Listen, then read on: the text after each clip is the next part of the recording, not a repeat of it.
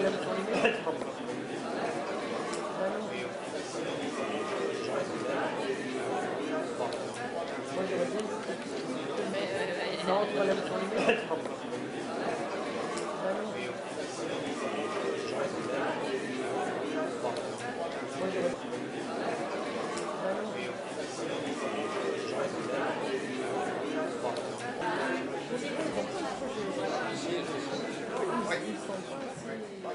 Indiens d'Amérique aussi, je peux me permettre, certaines peuplades en Amérique. Alors en Amérique, alors, sur la démocratie... Des chefs qui étaient mis comme chefs, ou c'était juste pour pouvoir se plaindre envers eux, mais ils n'avaient vraiment pas de pouvoir. C'est génial ça. Les Amérindiens, alors c'est un autre exemple de démocratie à part Athènes, ça.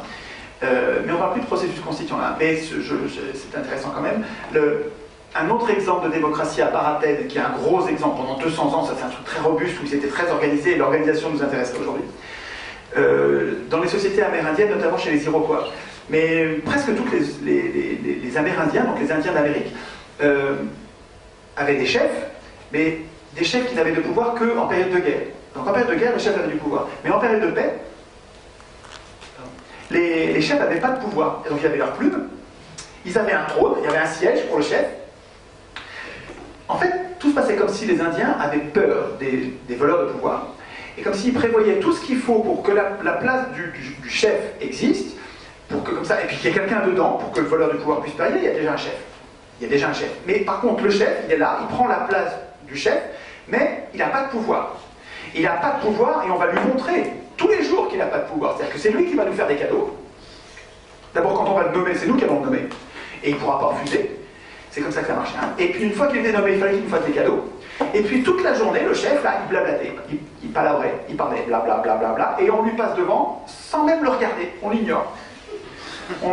Pour bien lui montrer que c'est le chef, mais c'est pas le chef. Quoi. C'est rigolo ça. Hein. C'est-à-dire que toutes les procédures que les Amérindiens mettaient en place eux-mêmes pour se protéger déjà des abus de pouvoir. C'était autre chose que les Athéniens. Mais c'est la même famille, je trouve que c'est tout à fait ça. C'est intéressant pour nous de...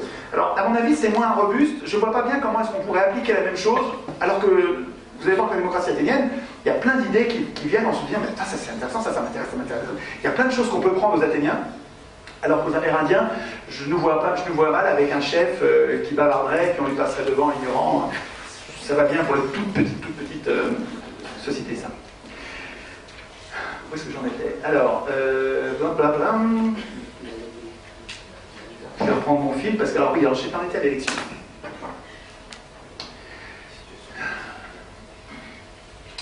Il y a 200 ans, tout le monde savait que l'élection est aristocratique.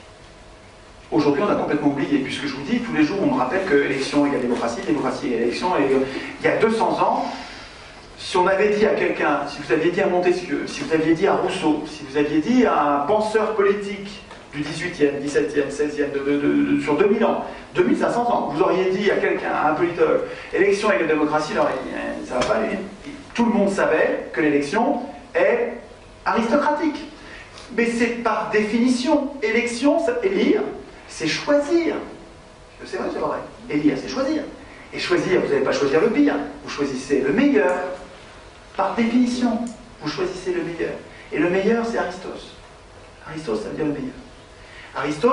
Aristocratie, c'est le pouvoir des meilleurs. Donc, c'est pas étonnant. C'est pas étonnant qu'avec un régime fondé sur l'élection, on ait un régime aristocratique au début, c'est-à-dire qu'au début, on choisit effectivement les meilleurs, et puis petit à petit, il y a des biais, des travers, et on n'élit plus les meilleurs, on élit une petite caste. Aristote, déjà, nous disait, toutes les aristocraties dérivent, se dégradent, dégénèrent en oligarchie. C'est-à-dire le pouvoir d'un petit nombre, mais pas les meilleurs.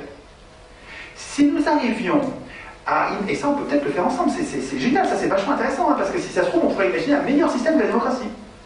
Un système d'aristocratie tellement bien verrouillé, tellement bien pensé, que nous serions vraiment les meilleurs d'entre nous, et qui devraient prouver tous les jours qu'ils sont les meilleurs. Et dès qu'ils sont plus les meilleurs, on les vire.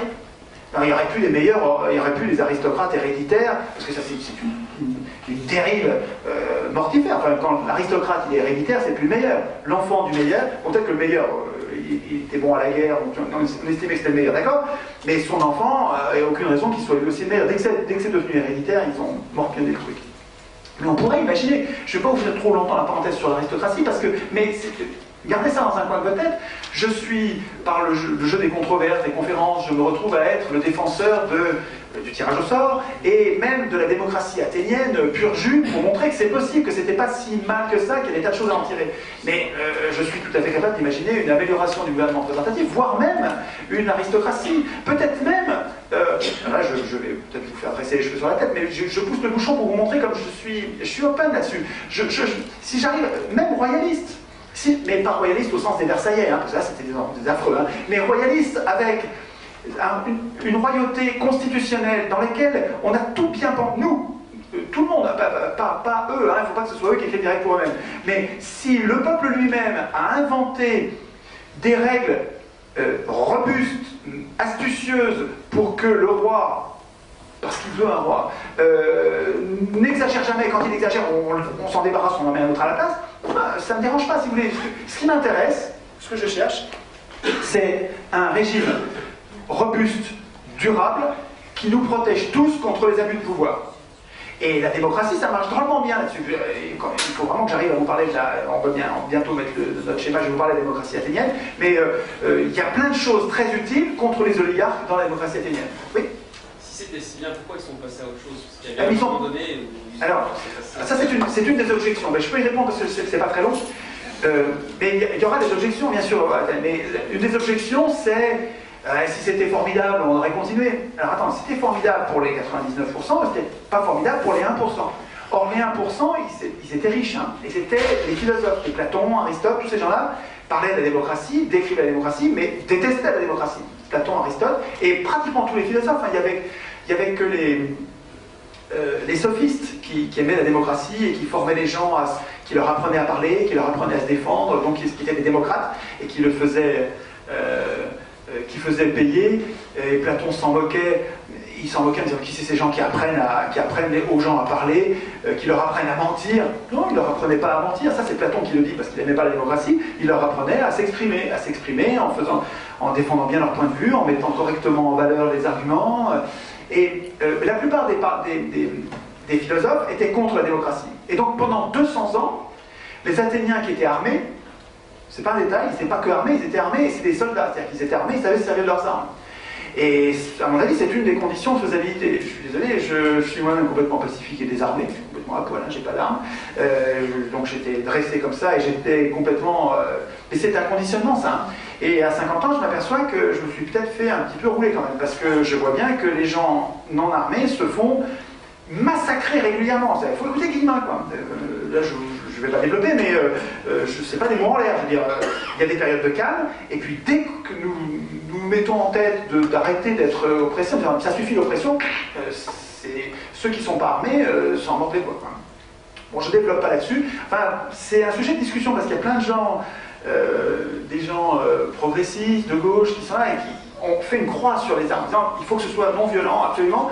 Et quand je dis ça, il me raconte lui, oui, je sais bien, moi aussi, c'est comme ça, je suis en train de me dire que, mais bon, c'est un débat, peut-être que j'ai tort, on verra, on discutera. En tout cas, ces gens-là qui étaient armés ont pu pendant 200 ans imposer la démocratie en se débarrassant des oligarques, c'est-à-dire quand il y en avait un, ils le zigouillaient. Ou ils le mettaient, alors ils ne le zigouillaient pas tout le temps, ils pouvaient l'ostraciser, on verra, c'est une des procédures. Donc ils s'en débarrassaient, mais ils s'en occupaient, quoi, ils surveillaient, ils avaient leur globule blanc.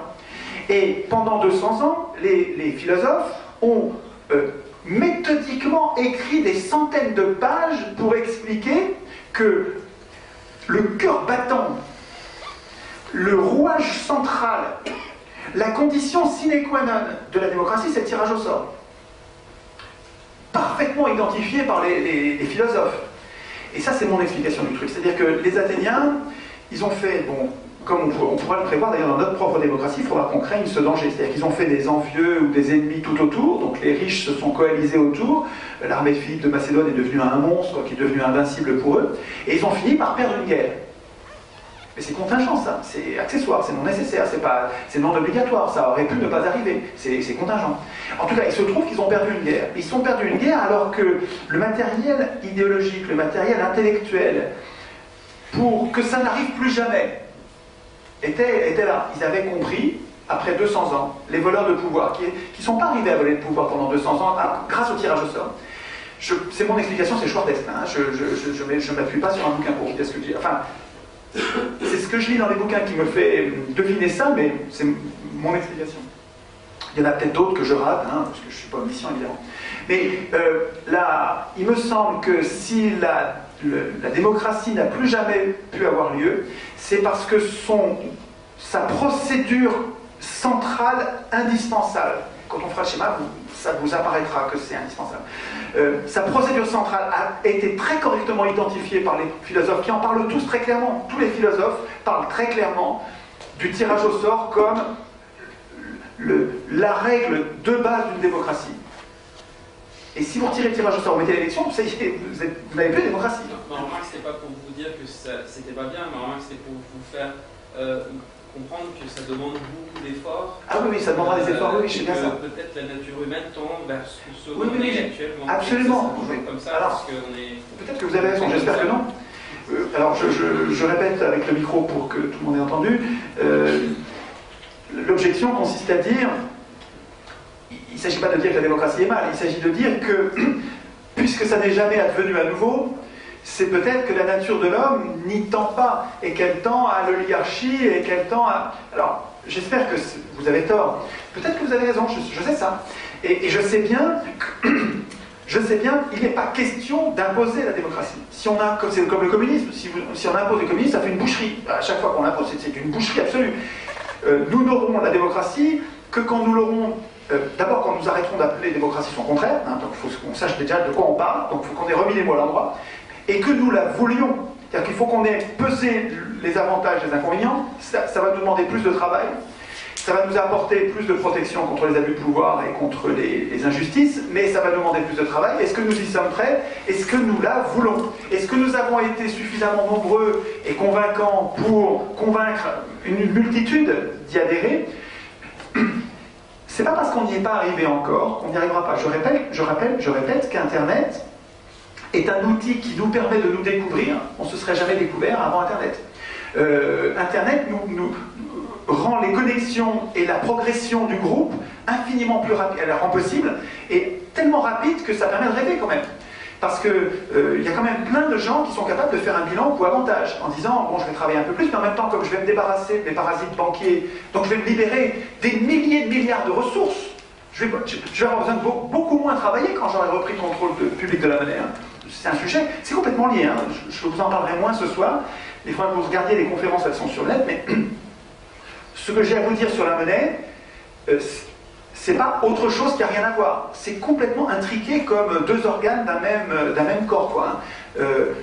On ne récupérera pas la création monétaire sans la Constitution, sans écrire nous-mêmes la Constitution.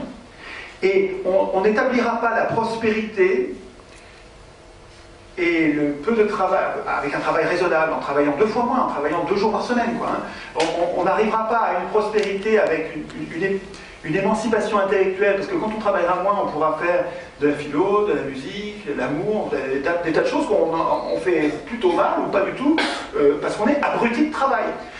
Mais vous savez que la productivité a quadruplé, quintuplé, décuplé depuis la Deuxième Guerre mondiale. La productivité, notre travail est de plus en plus efficace, mais dans des proportions énormes depuis 40 ans. Est-ce qu'on travaille moins? Non, on travaille pareil, quasiment, ils nous ont donné 2 milliards par semaine. On travaille pareil, mais c'est parce qu'il y a un truc, on a des parasites sur le dos. Je le dis violemment, mais c'est quand vous écoutez. Je pourrais dire des Versaillais, hein, comme on disait au moment de la Commune, hein, ceux qui se sont rassemblés autour de la Commune de Paris. Donc les riches, hein, ceux qui s'étaient fait prendre, ceux qui avaient abandonné le pouvoir, parce que les communards n'ont pas pris le pouvoir. Je suis en train d'ouvrir une parenthèse. Les Versaillais, en fait, c'est les gens du pouvoir, les tiers et compagnie, qui se sont barrés. Ils ont déserté Paris, ils ont eu peur, l'armée n'a pas obéi, ils ont dit, oh là là, l'armée n'obéit pas, hop, on fout le camp. Et ils sont allés à Versailles. Et là, ils ont fabriqué une armée énorme pour revenir ensuite massacrer les communards.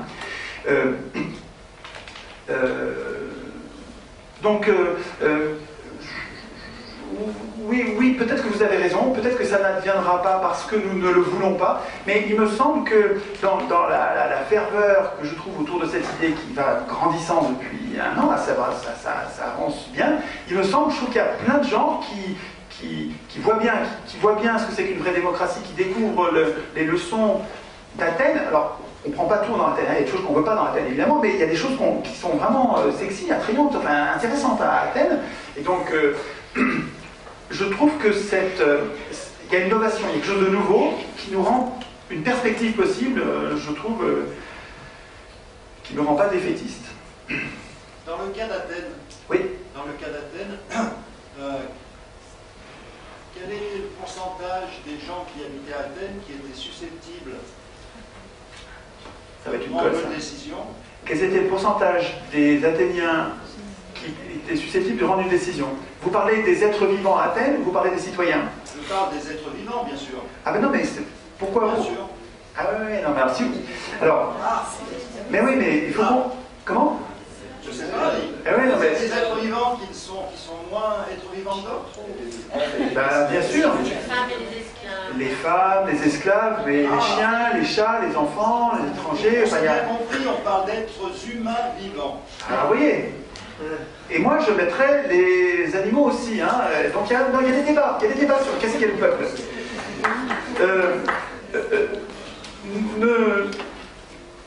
J'espère que vous n'imaginez pas que je suis esclavagiste ou phallocrate. Je n'imagine pas une seconde une démocratie sans les femmes ou avec des esclaves. Vous imaginez bien. Enfin, ça fait 1 heure que je parle, vous avez bien compris que le truc, c'est pas... Ce qui m'intéresse à Athènes, c'est qu'il y avait, dans le peuple de l'époque, et il faut comprendre que c'est pas raisonnable de le juger en termes de jugement de valeur. Un peuple il y a 2500 ans avec nos valeurs d'aujourd'hui, ça s'appelle un anachronisme, on fait une erreur, on est en train de faire quelque chose qui a pas de sens. Quand nous serons, nous, aujourd'hui, jugés par nos petits enfants, qui auront fini de manger de la viande et de tuer les animaux depuis longtemps, ils fabriqueront de la viande artificielle qui sera bien meilleure encore que la viande qu'on connaît aujourd'hui, mais bien meilleure. Et ils n'auront plus du tout besoin de tuer les animaux. Les animaux, ce seront leurs amis, leurs frères, ils auront même appris à leur parler. Ils auront appris que finalement, les animaux parlent, et ils parleront avec eux. Et quand ils nous jugeront aujourd'hui, nous qui les mangeons, qui les mettons dans des camps de concentration nazis, là c'est pas une exagération, c'est véritablement de la torture qu'on impose aux animaux pour pouvoir les manger pour pas cher. Quand ils nous jugeront, ils diront c'était des monstres. Est-ce que vous êtes un monstre? Non, il faut être jugé avec les critères de l'époque. Je dis ça pour que vous compreniez, mais je pense que vous l'auriez fait sans moi, que à l'époque d'Athènes, tous les peuples du monde étaient esclavagistes. Tous les peuples du monde traitaient mal leurs femmes. Et d'ailleurs, le mauvais traitement des femmes, ça continue encore aujourd'hui. Je ne sais pas si ça vous a échappé que les femmes ne sont encore pas traitées comme les hommes. Pas du tout.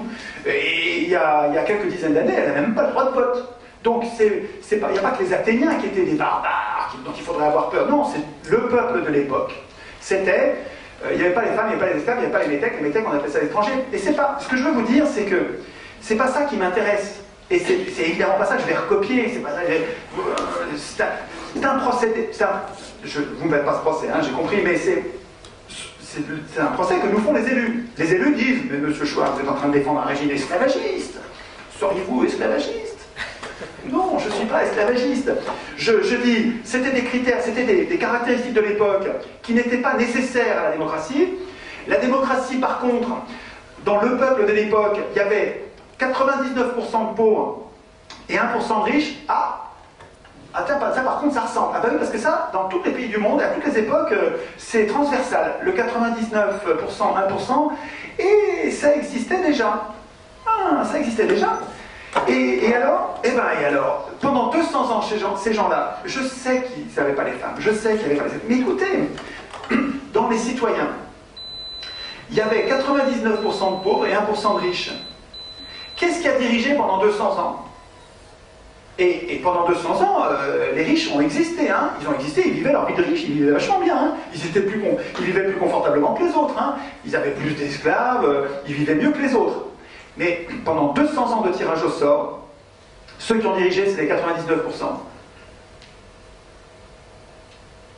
Pendant 200 ans, les 1% de plus riches n'ont jamais dirigé. Ils ont vécu bien, ils ont vécu richement, ils ont vécu au milieu des autres, mais ils n'avaient pas de pouvoir politique. Le tirage au sort a permis pendant 200 ans écoutez bien, c'est ma façon de le dire, mais c'est ça qui fait que je me donne du mal pour comprendre le truc, pour être sûr que ça marche pas. Et c'est ça qui m'intéresse, parce que c'est ça qui est transposable. Pendant 200 ans, le tirage au sort a permis aux humains de l'époque qui faisaient société, donc c'était plus petit que nous aujourd'hui, mais ça marchait très bien en plus grand. Le tirage au sort leur a permis de désynchroniser, de découpler la richesse économique, donc la richesse, de la richesse politique, de la puissance politique. C'est-à-dire des gens qui étaient pauvres, qui travaillaient dans les champs, allaient voter les lois. Alors que des gens qui vivaient dans des palais ne pouvaient pas voter les lois. Enfin, ils allaient à l'Assemblée comme tout le monde, mais comme ils étaient peu nombreux, ils ne pouvaient pas voter les lois. Non, mais ils n'étaient pas exclus, ils étaient citoyens, mais comme ils n'étaient pas nombreux, ils ne pouvaient pas décider. Au tirage au sort, on peut avoir un vrai con. Comment? Au tirage au sort. On peut avoir un vrai con. Ou un salaud. Oui, on en parlera tout à l'heure, s'il vous plaît. Mais évidemment, évidemment, en tirant au sort, on pouvait avoir... C'est pas parce qu'il est paysan qu'il... Mais bien sûr. Non, si t'as pas entendu, donnez-moi, faites-moi encore crédit. Une seconde que je vous explique, mais vous allez voir que j'ai une réponse parfaite pour ça, vous allez voir. Une réponse costaud dont vous allez vous-même pouvoir vous servir quand vous sortirez pour... Vous allez voir, parce qu'elle est puissante cette objection. Évidemment, elle vient à l'esprit de tout le monde. Enfin, si on tire au sort un con, quand même, ou un salaud. Il y a plusieurs réponses à ça. Donc, je finis sur celle-là. Hein. Vous êtes... Oui, excusez-moi. Oui, à Athènes, c'est bien gentil, mais il y a peut-être 40 000... Ah, c'est encore une autre objection, c'est le nombre. Ils étaient 40 000 citoyens, et aujourd'hui, on est 40 millions. Voilà. Ah, monsieur Chouard, vous êtes en train de nous... À un moment donné, ils étaient capables de se rassembler dans un seul lieu. Se rassembler dans un seul lieu, comment on va faire pour se rassembler à 40 millions? Bon, j'ai une réponse à ça aussi. Alors après, dans l'ordre. Vous maîtrisez. Alors, non, mais ces objections, je n'ai pas du tout l'intention de les éluder. Je vous jure que je ne vais pas éluder, même tricher avec la moindre de vos objections. On va les traiter très correctement. Oui. Quelqu'un qui maîtrise les outils aussi, une personne de la communication, qui a un savoir aussi. Qui a un savoir. Des diplômes. Hop. Ça, on va discuter. Je les appelle comme ça, mais peut-être... Il faut qu'ils soient Un compétents. savoir reconnu par les autres. Il faut qu'ils soient compétents. Voilà. C'est encore une autre. C'est encore une autre objection. Une autre objection repérée. Non, mais c'est super, c'est très bien. On les a, nos objections. Les mots sont les mots, alors diplôme, il n'y a pas d'autre chose, mais bon... Oui, non, tout à fait. Non, mais je dis pas que l'objection est mauvaise. Elle est tout à fait intéressante et il faut la traiter. Il faut la traiter. De deux choses l'une. Où elle est fondée et irréfutable. Et dans ce cas-là, on arrête d'en parler parce que c'est vrai, vous avez raison, et le truc est par terre. Voilà. Il y a objection, le truc n'est pas viable, ça ne marchera pas, c'est un truc gravissime. Ou bien, l'objection est une première idée, c'est une première pensée, et puis, ah oui, mais il y a ça, il y a ah oui, il y a aussi ça et ça. Les Athéniens, alors, je vais vous répondre globalement. Je vais vous répondre globalement parce qu'il y a d'autres objections qui ne vous sont pas encore venues à l'esprit, et qui vont vous venir à l'esprit quand vous serez sortis, ou qu'on va vous sortir. Donc, je vais vous répondre. Je vais vous donner une réponse aux objections qui vaut pour presque toutes, peut-être pas pour la taille, mais qui est robuste. Les Athéniens étaient comme vous et moi, ils avaient les mêmes peurs que nous. Ils n'étaient pas fous du tout. Ils n'étaient pas bêtes parce que c'était il y a 2500 ans. Ils étaient aussi malins que nous. Et ils étaient beaucoup plus entraînés à la politique que nous. C'est-à-dire qu'ils pratiquaient la politique, ils savaient de quoi ils parlaient, ils connaissaient bien tous les risques. Et ces gens-là, très avertis, qui n'auraient pas laissé passer un danger comme celui-là. On va tirer au sort un con, qu'est-ce qu'on fait? Ils n'auraient pas laissé passer ça sans rien faire. Ces gens-là, ces Athéniens, pendant 200 ans, c'est ultra long, hein, c'est pas 2 ans, c'est pas 20 ans, c'est pas 100 ans, 200 ans, c'est très long. Pendant 200 ans, ils ont tiré au sort quand même. Ah, c'est bien. Non, mais... Est-ce que pendant ces 200 ans, est-ce qu'ils ont considéré, donc comme vous, que l'instrument politique c'est à la limite un but, ou est-ce que c'est un moyen? Si pendant 200 ans ils ont exercé un système politique tel qu'il a laissé en place toutes les inégalités sociales... Oui, mais qu'ils ne vivaient pas comme des inégalités sociales. Oui, ils ne vivaient pas, ah oui. Ben oui, c'est le peuple de l'époque. Enfin, non, mais ça c'est... Athènes pendant 200 ans, c'est quand même une grande cité. Oui, le système politique, c'est un instrument.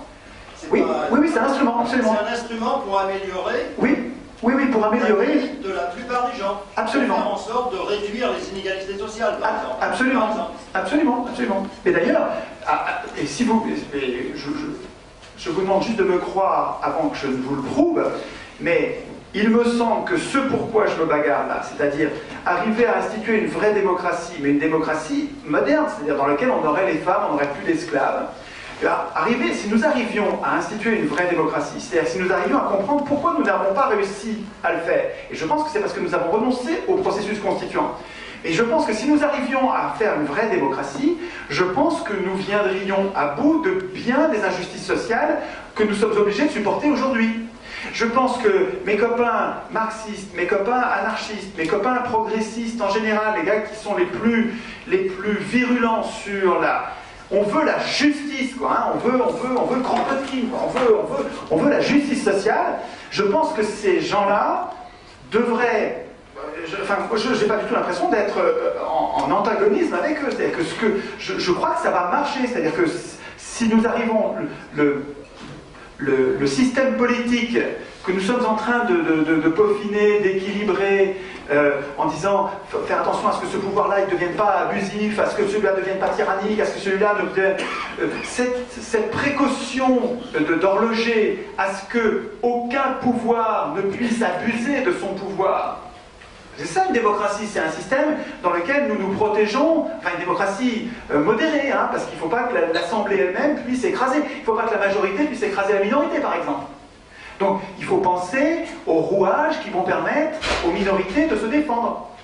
Donc, je ne suis pas du tout, je ne suis pas fou, hein, je cherche pas à mettre en place un système qui va s'appeler démocratie parce que ça s'appelle démocratie, parce que c'est beau comme ça, parce que ça me plaît à Athènes, non pas du tout.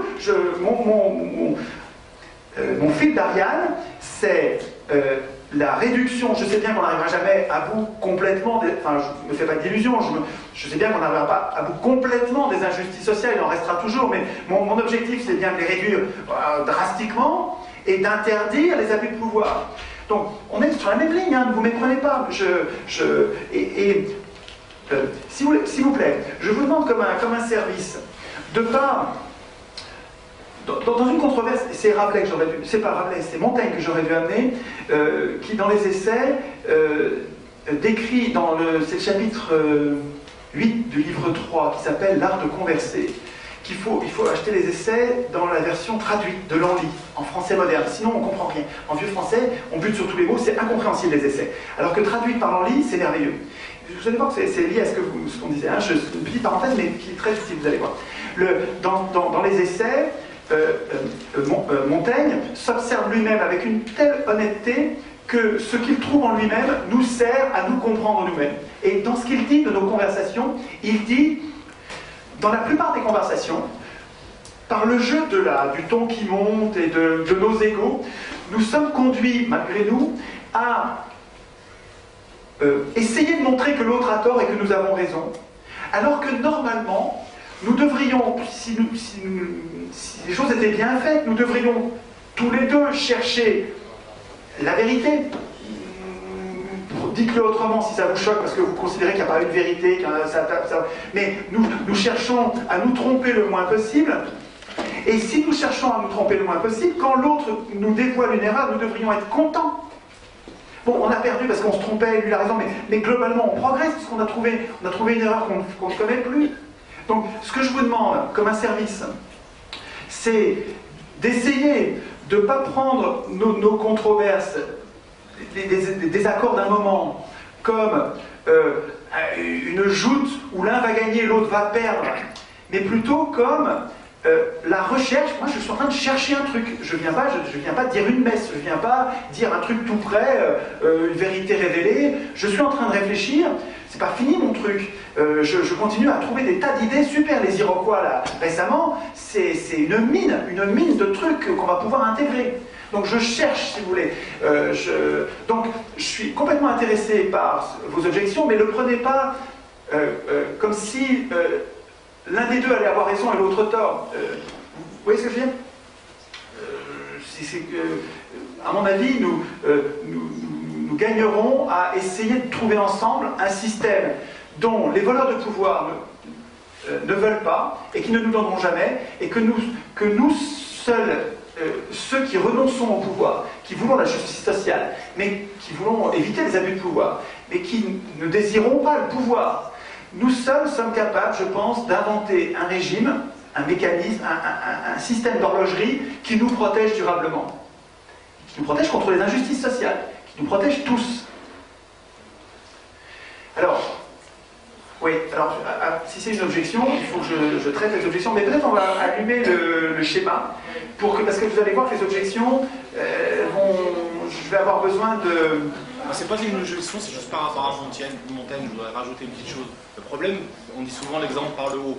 À partir du moment où, moi je trouve depuis pas mal d'années, le débat politique et même, on va dire, même des débats scientifiques ou autres, est tourné plus vers l'affect que vraiment vers la réflexion. On a l'impression qu'ils ont jamais, on ne trouvera jamais en face de l'autre une chose qui nous met en commun, ils sont toujours en contradiction. C'est sûr et certain que les gens sont habitués à ce genre de débat, à ce genre de communication. Et ça va être très très dur d'instaurer une autre communication plutôt que la communication conflictuelle. Ça va être dur, mais il ne faut pas renoncer, c'est vrai. Nous avons une tendance, probablement boostée par le spectacle qui nous est proposé à la télévision et au cinéma, où vraiment l'émotion et la violence sont omniprésentes et elles nous dressent à réagir émotivement. Et quand on réagit sous l'emprise de la passion, la raison recule, hein, c'est tout à fait vrai ça. Mais il ne faut pas renoncer. Je pense que là encore, si nous discutons, nous allons mettre au jour ce risque, cette faiblesse, et un homme averti en vaut deux, et peut-être en venir à bout.